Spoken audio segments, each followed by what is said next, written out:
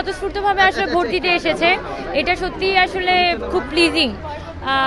আমরা যেটা এক্সপেক্ট করেছিলাম যে হয়তো দেখা যাবে নারী শিক্ষার্থী যারা বিশেষ করে অনাবাসিক শিক্ষার্থী তাদের হয়তো ভোটার টার্নআউটটা কম হবে, কিন্তু আলহামদুলিল্লাহ আমি বলবো যে অনাবাসিক শিক্ষার্থী, নারী শিক্ষার্থী তারাই বরং অনেক বেশি উৎসাহ নিয়ে কিন্তু ভোট দিতে আসছেন।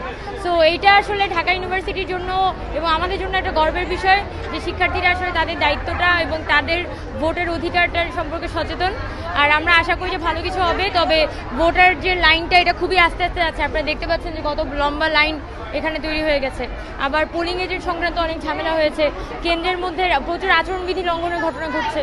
সো এগুলো নিয়ে আমরা আসলে কনসার্ন যে আসলে এখানে কতটা লেভেল প্লেইং ফিল্ড আছে বা দিন গড়ালে কতটুকু পরিমাণে আবার সাবোটেজ হয় কিনা, এগুলো নিয়ে আমরা কনসার্ন।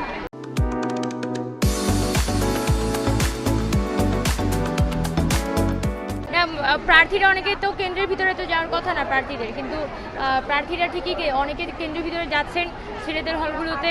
আবার দেখা যাচ্ছে এখানে পোস্টার, লিফলেট এগুলো সব কিছু বিলি হচ্ছে।